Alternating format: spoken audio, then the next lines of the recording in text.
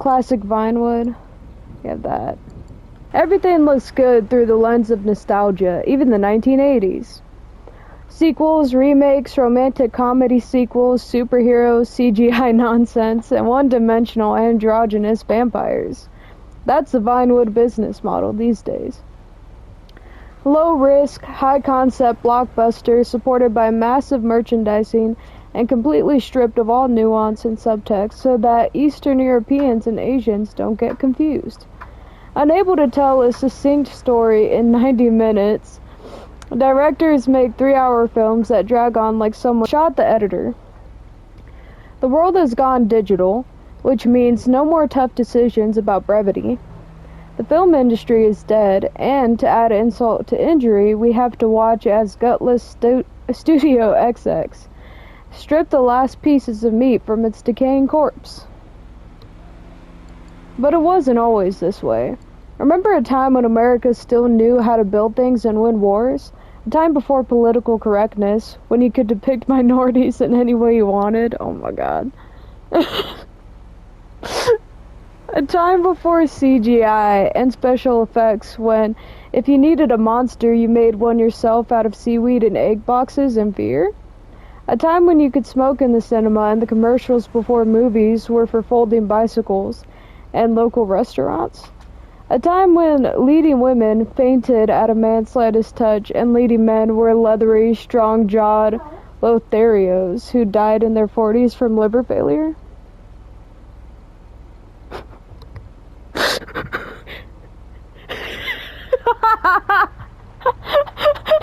So fucked up. Oh my god. Oh my. We do. Join us on a trip down memory lane. Everything looks good through the lens of nostalgia, even the 1980s. I believe it's Harridan of the Seine. There was a magical time when women came with the dowry, money and land. Instead of just showing up and taking half of everything you own. Half! It's why things are so much better during the classic age of film. Such is the story in Harridan of the Seine, a classic Sam Austen faux Dickensian melodrama, and an award-winning performance by Miriam Turner, cast in a perfect role for the wistful, dreamy facial expressions she'd overwrought to such great effect in the silent movies of the 1920s. Turner plays a beautiful but naive Connie Lavel, a middle-class girl who, like all dumb skirts, falls for a foreigner.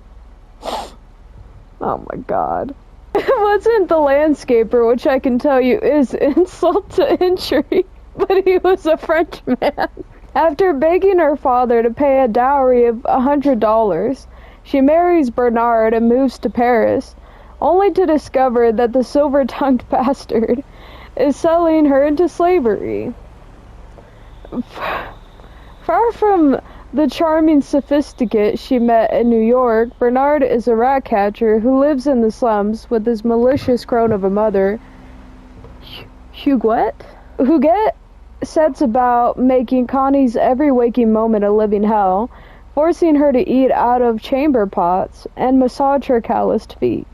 Her only solace comes at 6 p.m. each day when a handsome aristocrat walks by on the other side of the river and fleetingly reveals himself to her. Oh my god. There appears to be no escape from Connie's squalid, demeaning existence until one day when a drunken Bernard is passed out cold, she stabs him in the neck, pushes his mother off the edge of a bridge, and then sings a mournful lament as a trolley runs her over. What?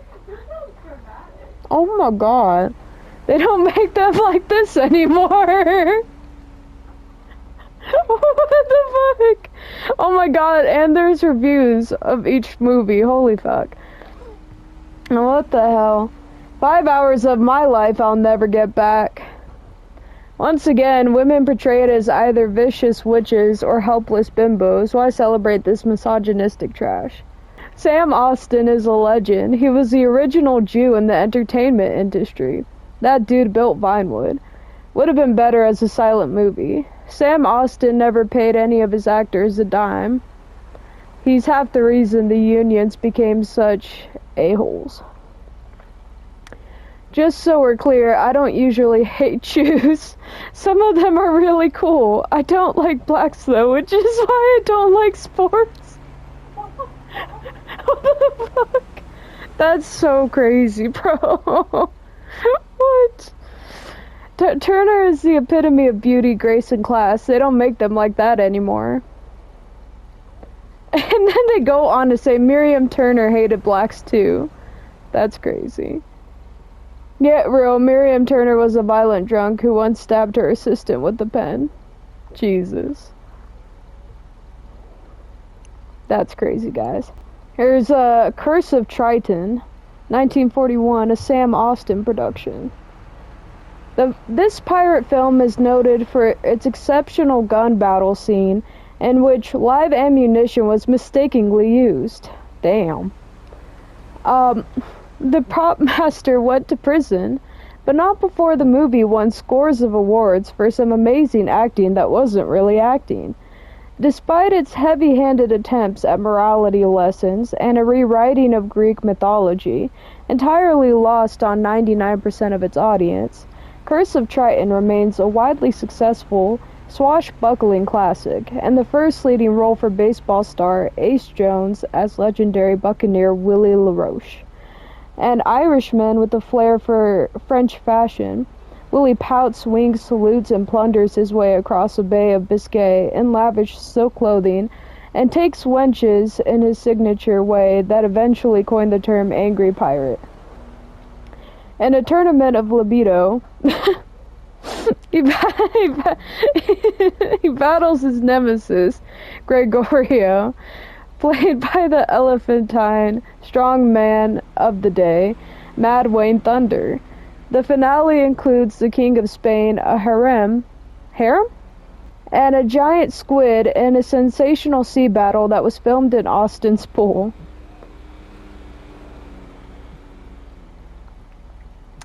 The squid looked like someone tied a bunch of uncooked sausage links together. Mad Wayne Thunder is a beast. Ace Jones should have stuck to baseball. His performance was very far from a home run. Ever played that drinking game where you do a shot every time Willie says, "Come here, me beauty," and then punches her in the eye? Jeez. Everyone knows Ace Jones was gayer than Christmas. Did you read that book his gardener wrote? That's what they wanted you to believe. The guy had more beards than a terrorist training camp. Oh my god. Are you crazy? Jones was a legendary Vinewood womanizer. In his prime, apparently Mad Wayne Thunder could throw a cow 50 feet. Does Mad Wayne say anything in this movie other than "Arr"? Whiskey sent Thunder crazier than his nickname. Remember when he pissed himself at that awards show? Bullwhip Fury, 1952, J. Lee Andrews. Through modern eyes, Bullwhip Fury can seem horribly misogynistic and racist, and it is, but it's okay to enjoy it because it's old. It received standing ovations when it was released in 1952, so should be enjoyed as it was intended. A classic pre-civil rights romp through the Old West, slaughtering the indigenous population and dragging girls to the bedroom by their hair. Yeah, what the fuck? Cal Bradshaw, played by one of the best scowlers in Western history, Dutch London, is a llama rancher who lives a simple brooding life on the frontier. When he awakens one morning to find all his cattle slaughtered, there's only one conclusion to jump to despite no evidence to support it: Indians or minorities. That's crazy. Cal straps his massive bullwhip to his belt, saddles up, and sets off in search of revenge, leaving his new bride behind to cook and clean like the good Lord intended. After getting into a drunken bar fight, minutes later, he befriends the plucky prostitute Penny Lace, played by America's sweetheart Betsy O'Neill, who turns out to have an STD that has given her a murderous hatred of the Indian savages, after some past slight that never gets fully explained. Jesus Christ. Together they make love and fight their way across the dusty plains, transferring responsibility for their grievances to any ethnic minority dumb enough to cross their path, and subjecting them to increasingly creative whip and gun combination death sequences. Note, London left his real wife at the time for O'Neill, and his real wife later became transgender. I don't like that I read that. Okay, comments. I love it when Cal uses the whip to take off Penny's girdle. Dutch London, now there's a real man. Most awesome Western of all time. This is like a white power recruitment video. Yeesh. There are no actresses like Betsy O'Neill anymore. That whip must be like carrying a python around. Heard Betsy O'Neill blew her way to more acting roles than Poppy Mitchell. London was a chicken hawk. The closest he got to the Second World War was the Dutch flophouse. Killing foreigners and abusing women, a perfect role for London, that right-wing maniac. No method acting required. This one, Capilovado, is like an actual one you can watch in the game. The European art house. Directed by Emanuele Passorelli, this art house film makes little sense. A man who may or may not be a thief, with a nagging wife, hears a beautiful woman in his head, and both conspire to make him go mad as he lives in anguish over his role in his friend Luigi's death. Actors' mouths rarely move, yet we hear their voice, a technique the director used in several films. The latter, in the end, symbolizes something we aren't sure what. I mean, it's obvious that this is a dig at Hollywood films, right? Yeah, it's all Hollywood. It's like satire. What is with the horse? Or the fact that it's in two different languages. One of the great stories of our time. Nelson in Naples, a Richards Majestic production. Before he had a column, he had another man's wife.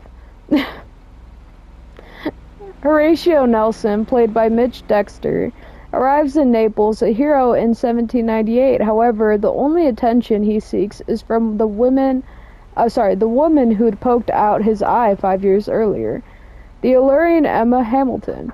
Both are married, but Nelson has been at sea for so long. Oh no. Oh, I'm not saying that. Emma has a real thing for celebrities, even toothless celebrities with only one arm. Plus, it turns out that her husband William likes to watch, which means it's a green light all around. Except for Nelson's dutiful wife back in England, so he dispatches a killer to end her life? Jesus Christ. And so begins the torrid love affair and creepy ménage à trois that becomes one of the biggest scandals of the time. By 1805, however, their sex life is dead. Emma has binged her way to obesity, and Nelson can no longer get his column up. Oh my god.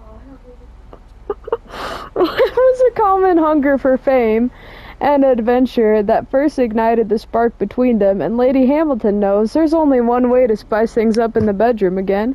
Blood. One more battle, Horatio, one more battle. And we all know how well that went, or at least we would if they taught anything other than revisionist Civil War history in American high schools. Oh my god. You can keep your rom-com mush. This is a real love story. I used to have such a crush on Pamela Drake, the chick who plays Lady Hamilton's scullery maid. What the heck? What else has Mitch Dexter been in?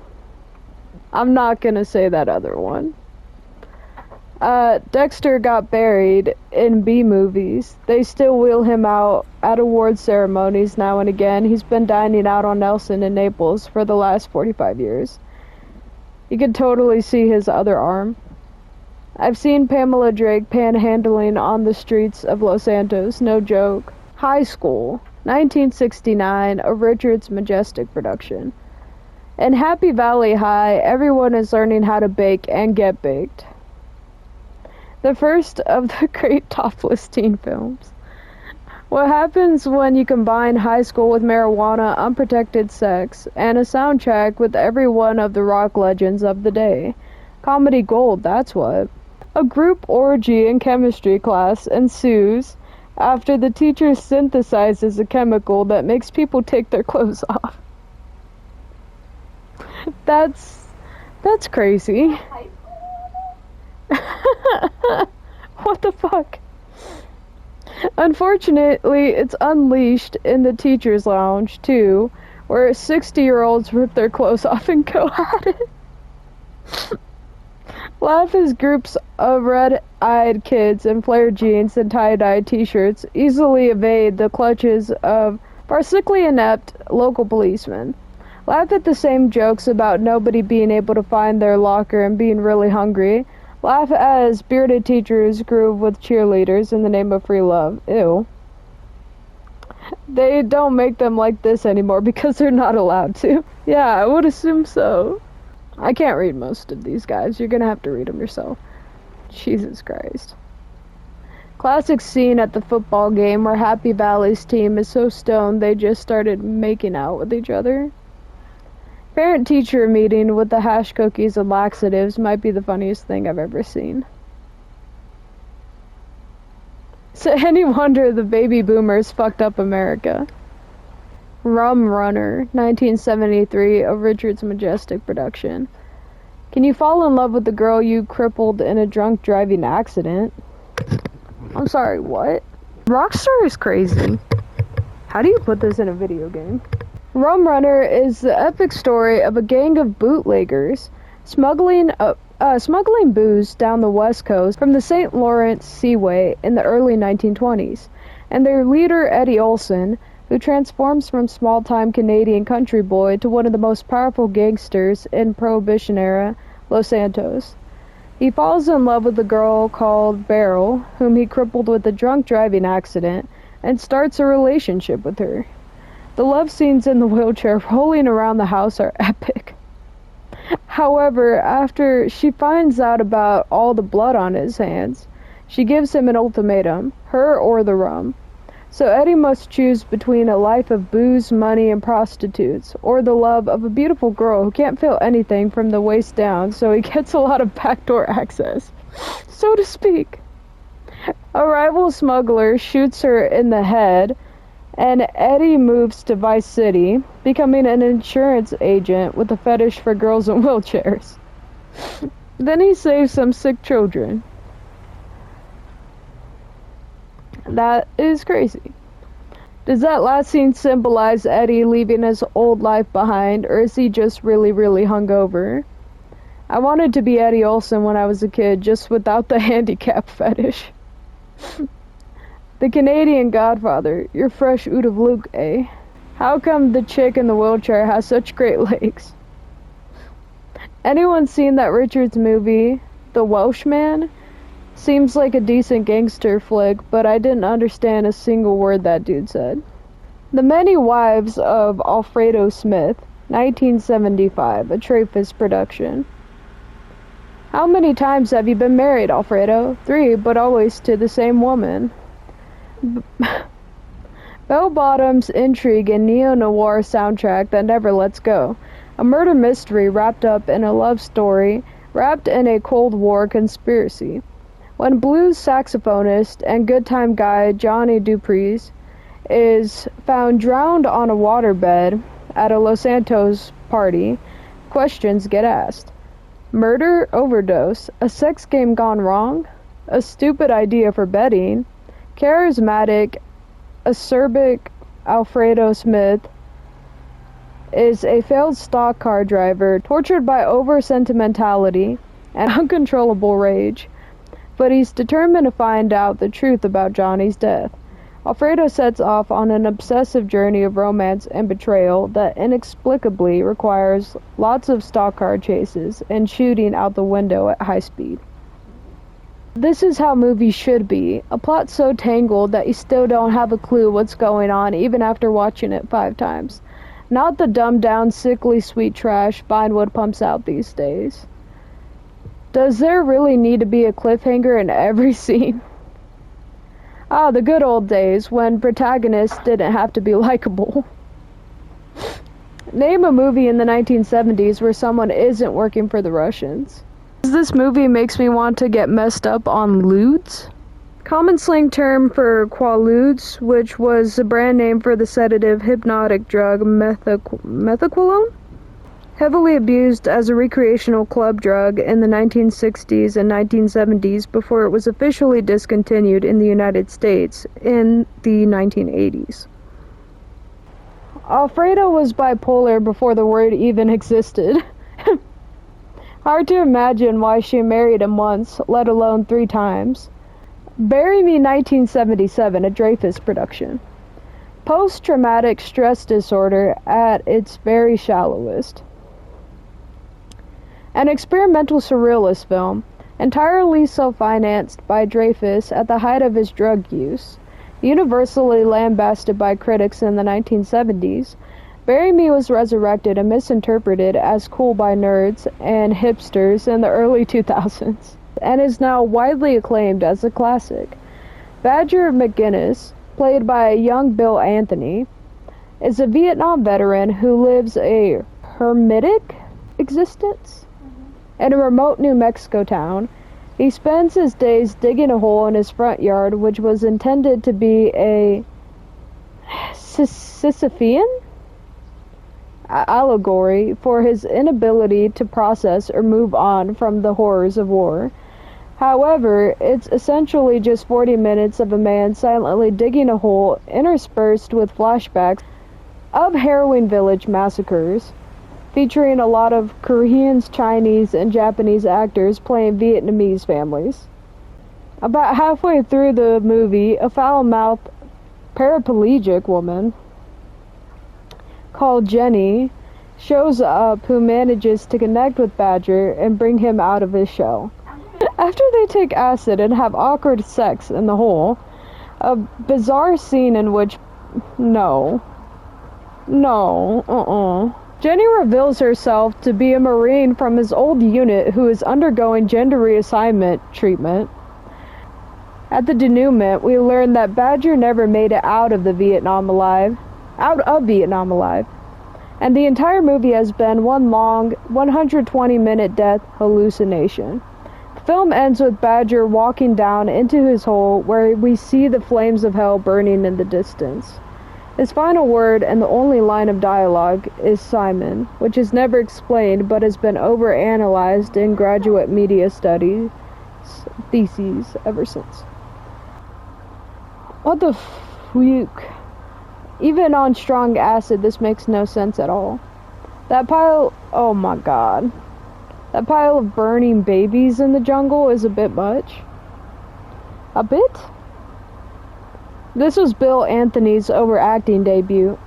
I feel like throwing myself into that hole after the first 10 minutes. I love that it's so meaningless it can be interpreted in a limitless number of ways. That's what 70s film is all about. Definitely not a family movie. Bill Anthony still takes himself way too seriously. An American Divorce, 1978, a Richards Majestic production. In the age of free love, everything has a price. A tear-jerky, pseudo-feminist melodrama about ordinary people, i.e. bored rich socialities in Liberty City, having cowardly affairs, doing coke in disco boots, getting divorced, and fighting for custody of their overprivileged, one-dimensional children in the 1970s. An American Divorce won lots of awards because it captured the zeitgeist of a decade that completely threw in the towel on moral responsibility and musical taste.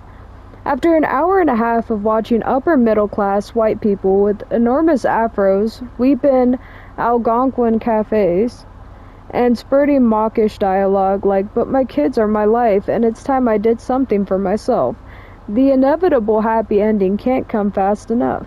We won't ruin it for you, but everyone dies. Thank God. That's crazy, guys. This actually seemed longer and more boring than my own divorce. How the hell did this win Best Screenplay? Nobody does over-sentimentality like Solomon Richards. I've seen Mexican telenovelas less sappy than this. The best divorce movie of all time, and I've seen them all. This was the movie that made divorce cool. Look what happened in the 80s and 90s. Everyone started doing it. What an amazing twist at the end. They share custody of the kids and return to their lives. Vinewood Zombie, 1981, a Richards Majestic production. Eating Brains in the Land of the Brainless.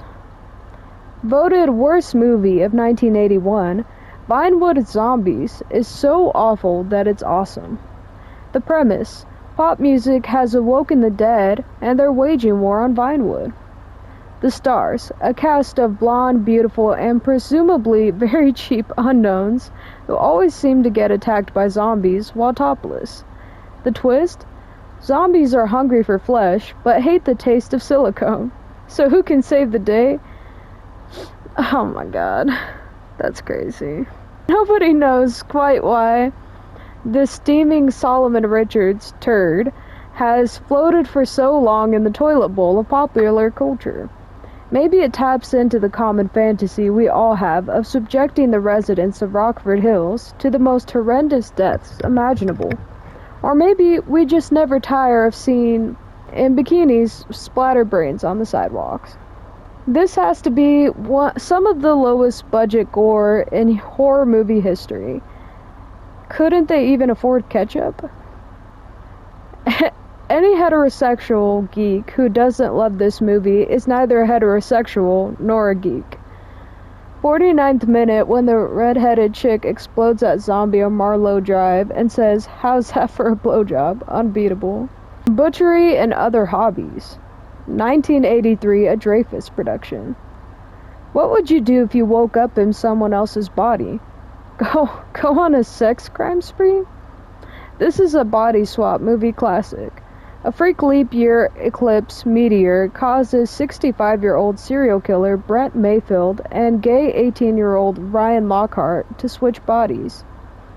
The first part of the movie, we see the 18-turned-65-year-old Jesus Christ. While the 65-year-old and an 18-year-old's body contracts 5 sexually transmitted diseases within a week. A dark, madcap screwball comedy ensues, and lots of people are knifed. An uncomfortable dance scene with a lonely immigrant worker from his local bodega, played by Joni Term, with one of the worst Spanish accents in movie history, has been criticized by many as unnecessarily exploitative and basically statutory rape. However, other than this one blip and the convenient lack of consequences for any of Brent's/Ryan's heinous crimes, Butchery and Other Hobbies is generally considered to be a gem of the 1980s that culminates in one of the most unexpected twists in comedy history. Spoiler alert, Ryan is really Brent's long-lost son. It is thought this movie inspired Knife After Dark. Who did Dreyfuss have to suck off to get an R rating? A woman gets skinned alive, for Christ's sake. The fact that body swap movie is even a genre says it all. The scene where Ryan dances the Argentine tango with the carcasses in the freezer room always makes me cry.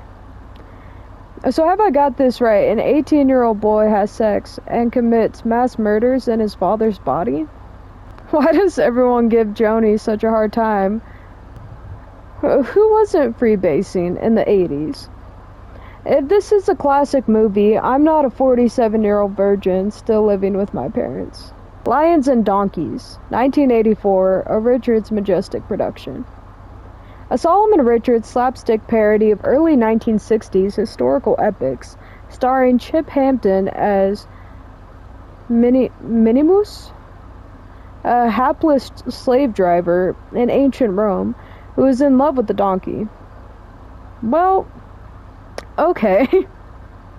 His donkey is taken by the emperor as a love toy, and many moose must fight gladiatorial bouts to win it back. Holding the most phallic trident ever witnessed on the silver screen, he might just win the adoration of not just the crowd, but the Emperor's Daughter too. One of the worst reviewed and highest grossing movies in history, especially the threesome. Oh my god. Minnie Moose mooning the crowd never gets old. Okay, I'm calling it Campus Gladiator Ever. This has not aged well. Rumor is Chip Hampton liked him young and liked him male. Literally a gay joke every minute. Lions and Donkeys had aged by 1985. Didn't Chip Hampton die right before the movie came out? Felix Shark's Blue Blood. A Dreyfuss production. 1986. The Vinewood Brat Pack are reunited in yet another coming-of-age story about narcissistic Rockford Hills high school graduates partying hard for one last summer before they all leave for college. Wrecked sports cars, bodies in swimming pools, empty trust funds, botched abortions, piles of cocaine. It's what the 80s were all about. What happens when 10 impossibly vacuous and good-looking 18-year-olds become disillusioned with all their wealth and privilege? They party till people die, accompanied by a wicked synthesizer soundtrack. It's a theme that every young person can relate to, acclaimed by some as a quintessential depiction of rich, decadent youth culture in 1980s Los Santos. If there was an award for least likable characters, this would have cleaned up. I kicked drugs with electrotoke. It really works. And then they put the link. Coked up 80 sex. What I'd do for a time machine. That's crazy. I was disappointed when they didn't all die. Any more spam, you'll be banned. The Redeemer, 1989, a Dreyfuss production. A gloriously cheesy action movie cult classic starring Al DiNapoli. Famed for its over-choreographed, homoerotic fight scenes and shameless promotion of right-wing values, The Redeemer doesn't waste any time on character or plot development. It jumps right in. When, for some unknown reason, an army of Arabs disguised as aliens decides to begin their hostile takeover of America from a small Midwestern rural town, local track coach Drew Falcon has other ideas. Falcon's muscular, shirtless look might be inappropriate for his day job at Narrowview High School, but when it comes to mowing down faceless terrorists, it fits the bill perfectly. Assisted by a cowardly deputy sheriff and the town drunk Lambert, who by a stroke of luck turns out to be an ex-Special Forces operative, Falcon, who for reasons that aren't explained, spent much of his childhood in Asia, learning multiple martial arts, saves the US of A, and wins back the love of his estranged wife by killing hundreds of ethnic stereotypes with an impractically oversized gun without reloading once. Why does Falcon wear camouflage face paint when none of the combat happens in the countryside? This movie is still huge in the gay community. This is turban warfare. Best line of the movie. Only Falcon could roundhouse a cruise missile. DiNapoli made a buttload of cash from this movie and spent it all on meth. Jeez. Last Will and Testament, 1991, a Dreyfuss production. When shy law school dropout Will Longhorn is bequeathed $1 million by a woman he had an affair with as a teenager, he can't believe his luck. Until he gets accused of committing her murder and is forced to go on the run to Australia. He soon realizes this is a terrible idea, as the place is full of savages that annoy everyone. He falls in love with a young runaway called Molly, who teaches him to believe in himself, yet her accent is so annoying he kills her. When he's arrested and tried in court for first-degree murder, there is a 40-minute court case sequence in which Will is repeatedly asked by the judge, "Aye, mate, why did you do it?" Crikey. He escapes and rows back to civilization. Am I the only one who likes this movie? Yes. Shoulder of Orion 2, 1992, a Richards Majestic production. It's time to fight to the end. Again. Directed by Barry Andrews, Shoulder of Orion 2 capitalized on the huge success of Shoulder of Orion 1 by rehashing the original more or less scene for scene. Plasma beams are switched for acid rays. Lizard aliens are switched for carnivorous plant aliens, who luckily speak English. But the movie is essentially identical, just executed with slightly lower quality across the board. The multiracial crew of the War Rocket 1 must save planet Earth from extinction and deliver as many one-liners as possible doing it. The movie completely rips off the old radio show Time Ranger in that the crew of the ship can travel through time. Like most movies of the 1980s and 1990s, the passage of time has transformed it into a cult classic, and nerds still congregate in dark theaters today. Barry Andrews, such an underrated director, he reinvented 1980s Vinewood. Andrews was a rent boy. He swallowed 1980s Vinewood. Invasion, Los Santos poops all over the Shoulder of Orion 2. I watched the Yuppie and the Alien movie the other day. It's tragic how hard Solomon Richards has sold out. Arthur Penny's Sanatorium, 1994, a Richards Majestic production. Set in a sanatorium in the 1920s, a group of lunatics with tuberculosis break out and fight for women's suffrage. They are then eaten by stray dogs, and we follow one runt of the pack as he is taken in by a woman. One morning the dog is scared by her and accidentally bites, giving her a fatal disease from which she dies. The dog then begins to talk in the movie and gives a long speech about how charity is cowardice and selfishness is a virtue. Was this Richards' attempt to atone for 20 years of making racist movies? If it was, he didn't do a very good job. How can you have a classic movie from 1994? One of the great untold stories of our time. It's untold because it never happened. I heard Sexton Daniels is going to be in Solomon Richards' new movie. I hope it's better than Defender of the Faith. That sucked the big one.